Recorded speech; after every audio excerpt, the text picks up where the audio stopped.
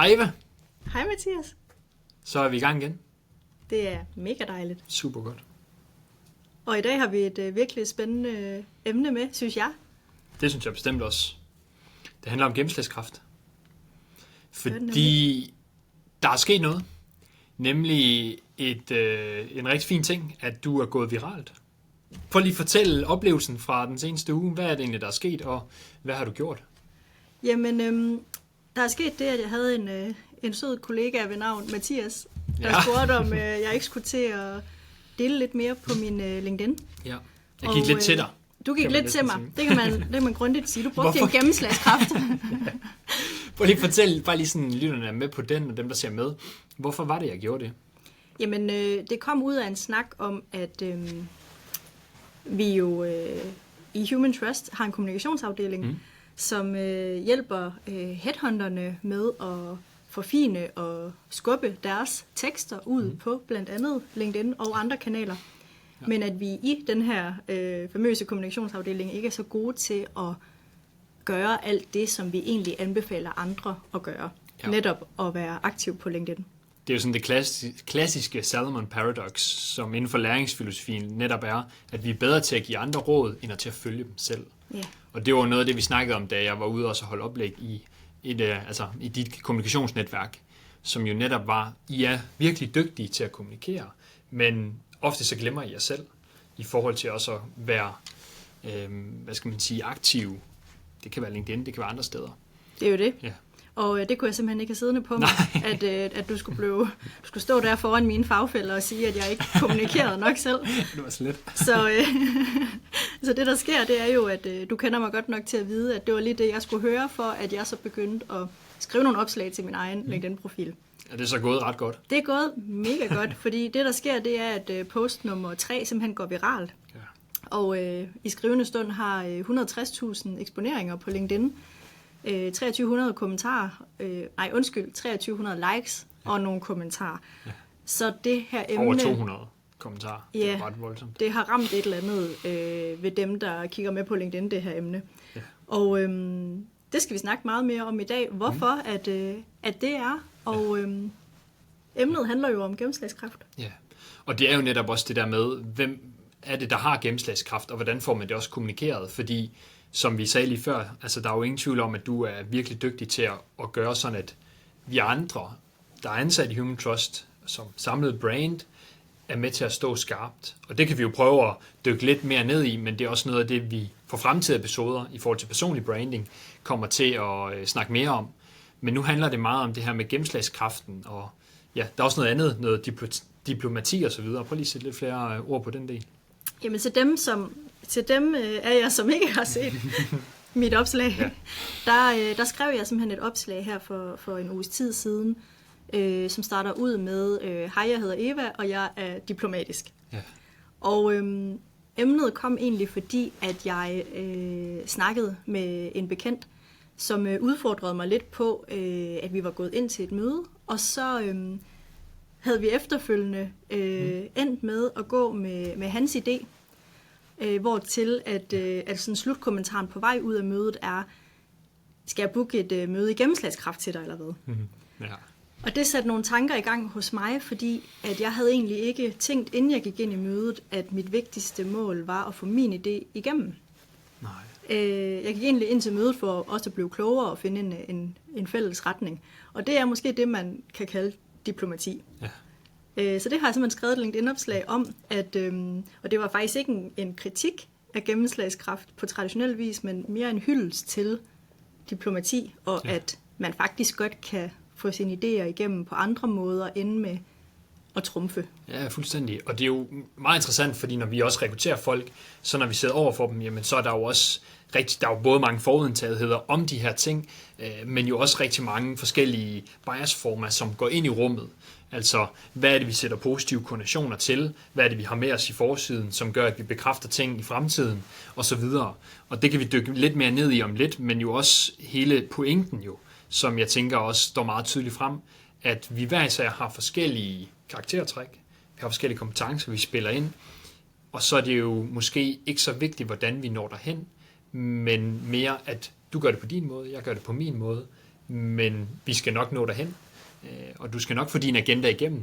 Så kan det være, at du får andre til at blive spillet gode ind i det, og så lykkes I sammen på den måde. Og det er nok også det smarte, langt hen ad vejen, kan man sige. Altså, det er jo som sagt ikke en kritik af traditionel gennemslagskraft, og der var også nogen i kommentarfeltet, som skrev, ja, de skal bare ned med nakken. Og det var faktisk ikke det, jeg mente. Men det var egentlig bare en hyldest af, at vi er forskellige, og at... nu lyder jeg enormt diplomatisk, det kan jeg godt selv høre. Men det mener jeg virkelig, at jeg er uenig i, at det er den eneste rigtige måde at arbejde på. Ja. Så selvfølgelig skal man lære nogle gange at kunne stå fast og trumfe igennem. Men jeg synes også, at dem, som er gode til det, kunne lære noget af os, som måske har nemmere ved at lytte og samle inputs, og så træffe en beslutning i fælles flok, hvis man kan sige det på den måde. Ja, det er også tydeligt, når vi sådan, og det kan vi snakke om lige om lidt, det her med, hvad er det så egentlig måske, hvis vi lige sådan hurtigt skal dvæle ved det, der har gjort det så også er kommet så langt, altså det har fået så meget opmærksomhed, fordi nu siger du selv, der er nogen, der hurtigt går til tasterne, og så går til stålet i forhold til for imod gennemslagskraft. Og det er måske ikke det, der er pointen med det. Men i forhold til at gå viralt, fungerer det jo ret godt. Altså, jeg ved ikke, om det er sådan vreden i os, eller hvad der er, men prøv lige at sætte lidt flere ord på. Hvad tror du, der har været baggrunden for, at det måske også er gået så godt? Altså, lidt mere i dybden. Jamen, jeg har åbenbart ramt en eller anden nerve lige nu, hvor der var nogen, der kunne genkende den her form for sådan lidt mere blød gennemslagskraft, hvor at man jo også stadig kan få nogle ting igennem, men man gør det på en måske en mere subtil måde. Ja. Og det tror jeg, der var nogen, der havde brug for at blive bakket op i, at det var lige så fint eller rigtigt, eller at der også kan være noget styrke og kraft i den tilgang. Ja. Og jeg kunne også mærke, da så jeg fik en masse beskeder i min indbakke, og så alle de her kommentarer, at så blev jeg egentlig også bakket op i, jamen, så er det altså ikke bare en fornemmelse, jeg har gået rundt med. Der er faktisk noget om det. Ja. Det kan være lige så godt og rigtigt, så længe du stadigvæk kan drive noget forandring og skabe nogle resultater, så er der mange veje til målet. Ja. Ja, så er der jo også nogle altså sådan helt lavpraktiske sådan ting, du gør i det. Altså det her med at fortælle en historie, og som du selv siger, du bringer dig selv med, altså der er bevis for, at du har været der. Det er det, historien også er med til at fortælle, og så er den jo også bare fængende i sig selv. Så det er måske også en lille teaser til det, der kommer senere i podcasten her. Altså, at hvis man gerne vil nå ud til flere, så historiefortællingen, men også det her med at have et bevis på det, altså at du har oplevet noget, hvor der så var en aha-oplevelse til sidst, og så også gerne med et spørgsmål eller en eller anden form for debatskabende karakter i det undervejs, som gør, at nogen så siger, det er jeg enig i, det er jeg uenig i, det vil jeg gerne dele.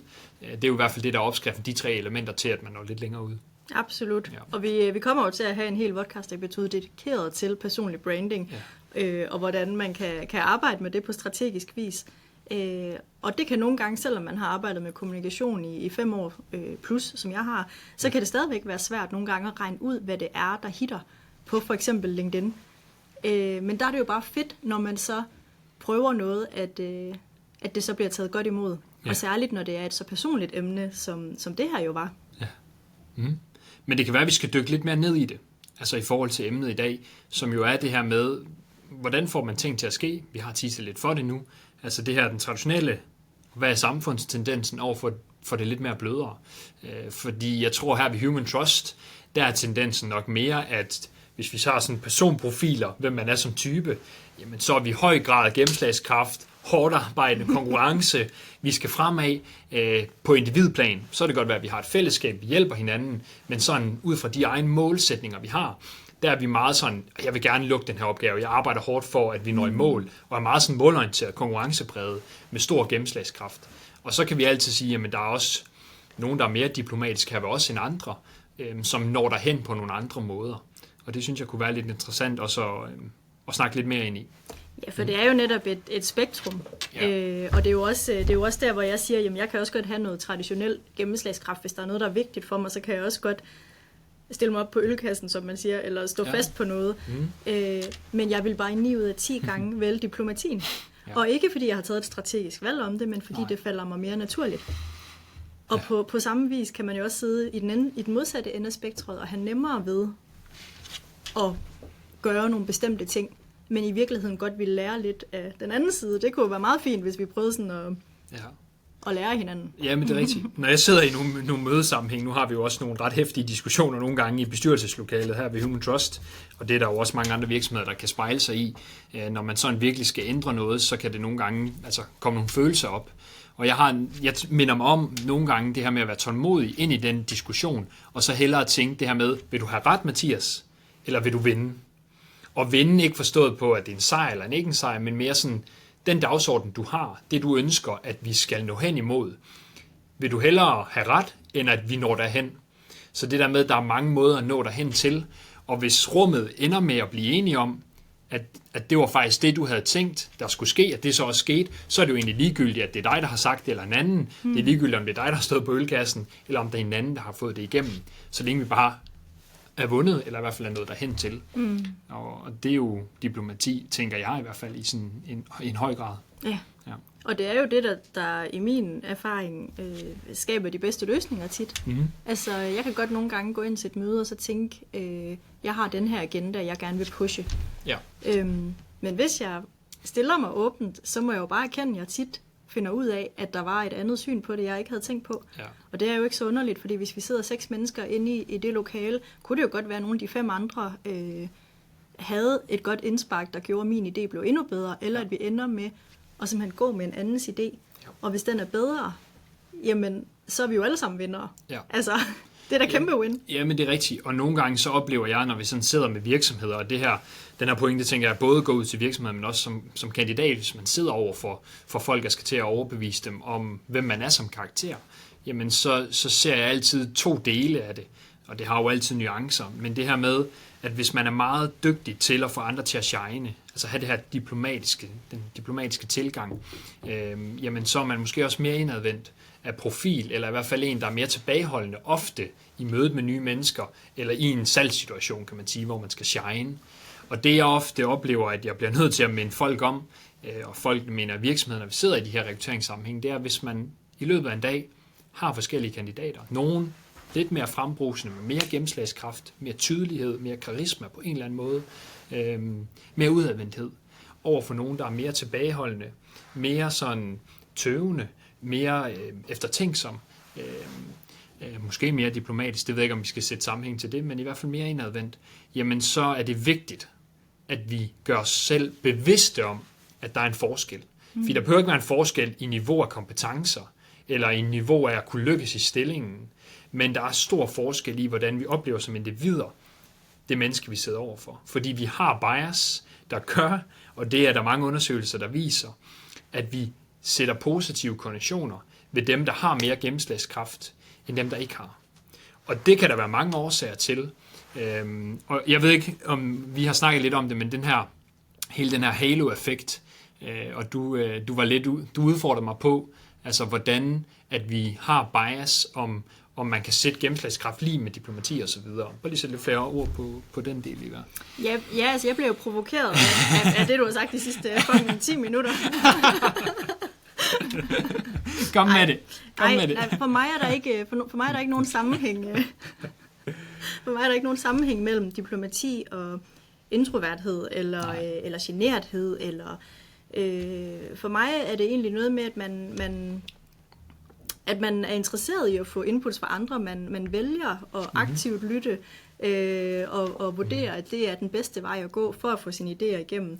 Og jeg vil jo faktisk rose dig for, at selvom at du siger det her med, at du bestemt også har noget traditionel gennemslagskraft, og det er jeg fuldstændig enig i, så er du også et af mine forbilleder inden for diplomatiens kraft.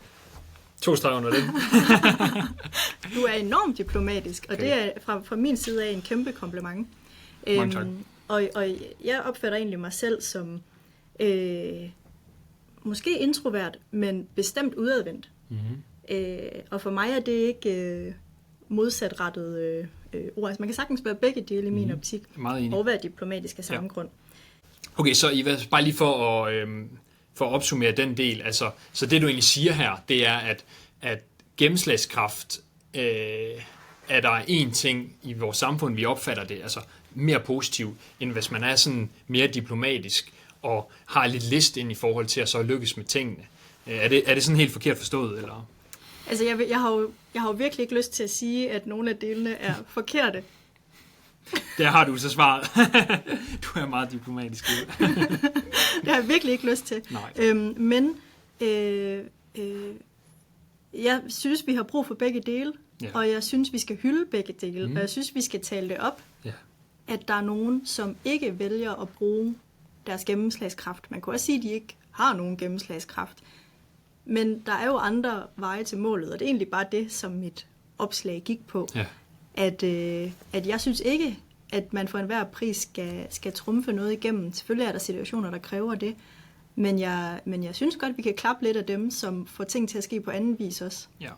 Ja, og jeg tror også, det du også siger, det er, at gennemslagskraft kan have forskellige nuancer, og sådan den klassiske måde sådan at argumentere på, det er jo også noget af det, som jeg ved, du har tidligere nævnt en del, altså det her med, at når man gerne vil igennem med noget, eller begynder at argumentere om noget, jamen så har det sådan klassisk forstand, i hvert fald historisk, ofte været mere, effektivt at have sådan mere pondus, mere gennemslagskraft, mere op på ølkassen, mere fremadbrusende karakter, inden den her sådan lidt mere tilbageholdende diplomatiske tilgang, altså den lidt mere blødere form på en eller anden måde.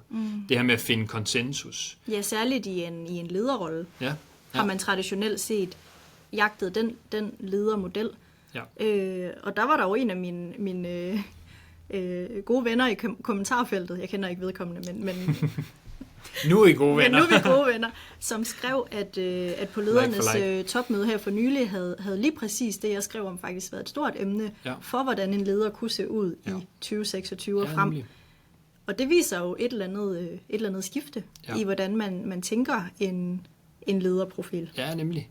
Og også det der med, kan vi så bare begynde, altså, hvordan får vi så dem, som måske ikke har den klassiske sådan op på ølkassen karakter, hvordan får vi dem til at shine i samspil med de andre?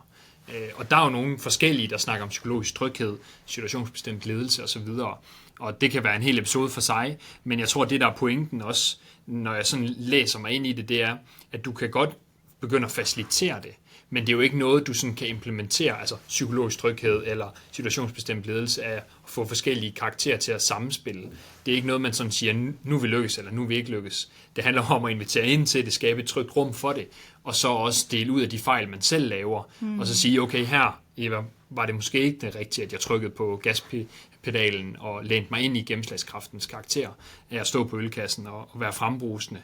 Her skulle jeg måske mere have brugt en blødere tilgang til argumentationen, fået andre til at shine, men det beklager jeg, og det har jeg også lært af. Og så invitere ind til, at man sådan får nuancer i det. Så det ikke er enten eller, som det jo lidt bliver til i kommentarsporet. Ja, og det er jo også det, når man går ud og skriver noget på LinkedIn eller på alle mulige andre platforme, så har vi det jo også med, at det bliver lidt sort-hvid nogle gange, altså fordi det er nemt at forstå, gennemslagskraft er dårligt, diplomati er godt. Ja. Og i virkeligheden så har man jo brug for begge dele i en organisation, og jeg vil også gerne kunne begge dele selv. Ja. Og det er jo ikke nogen hemmelighed, at jeg øver mig i at stå mere fast, og øver mig i at udvikle min traditionelle gennemslagskraft. Ja. Så han var jo ikke helt gal på den, min bekendte. Jeg blev bare provokeret af det, fordi at jeg gik ud af mødet og tænkte, wow, vi lykkedes sammen. Ja. Men ligesom blev mindet om, nej, han lykkedes, fordi det var hans idé. Og sådan ser jeg ikke på det. Og det er virkelig oprigtigt, at jeg skal nok arbejde videre på en andens bedre idé, hvis argumentet er godt nok. Ja. Og det er jo netop i den der kommunikation, hvor man også kan lære af det. Altså, hvor det er jo også meget det, du også siger, at det er jo et godt sted at træne den her diplomati, og det kan være, at du skal runde den af i forhold til podcasten her også, og sætte lidt flere ord på, hvad er det, du også bruger din kommunikation til i forhold til det her? Jamen altså for mig så er det jo et helt verdensbillede faktisk, som udmønter sig i en diplomatisk tilgang. Og det er, fordi jeg tror simpelthen ikke på, at jeg har alle svarene. Altså det ville simpelthen være utroligt, hvis jeg var faldet ned på den her jord, og så vidste jeg bare bedst hver gang. Ja. Det har jeg bare svært ved at forestille mig. Og derfor så er det svært for mig at gå ud i verden, og så trumfe mine idéer igennem, fordi jeg har egentlig det verdensbillede, at vi bliver bedre sammen. og jeg vil helt vildt gerne høre, hvad mine kolleger eller venner eller familie, eller hvad det nu er, hvad de har at sige, fordi jeg tror på, at det bliver bedre sammen. Og det er jo selvfølgelig også på baggrund af, at jeg har oplevet det efterhånden ret mange gange. Ja. Så på den måde, så kan det være svært for mig, selv hvis jeg ville, at stå fuldstændig stålfast på, at vi skal det her. Jeg vil egentlig hellere, at vi bliver enige om sammen, hvad vi skal. Ja. Og jeg tænker, det er egentlig meget godt at opsummere det på. Altså det her med at prøve at finde ud af, hvor er det egentlig, at din gennemslagskraft den er. Hvordan ser andre den? Det er endnu vigtigere, end hvordan du selv ser den. Og så det her med at finpudse den, i stedet for at tænke, at det er noget, du sådan skal tillære dig. Men altså, at du begynder sådan hele tiden at være lidt opmærksom på, hvordan du så også agerer i det. Og så stille og roligt finde ind til, jamen, hvad er det, der er din gennemslagskraft i det passende niveau af det, i samspil med andre. Absolut. Så længe du kan drive noget forandring, få ting til at ske, kan passe dit arbejde, jamen, så fortsætter du bare ud af samme sti. Det lyder til, at du har masser af gennemslagskraft, måske bare på en anden måde, end hvad man traditionelt ser. Ja. Så pøj med det derude. Ja, super godt. Jamen, lad os sige, det var det. Tak fordi du lyttede med. Det siger jeg også. Tak for snakken, Mathias. Selv tak. Vi lyttes ved næste gang. Det handler om rekruttering.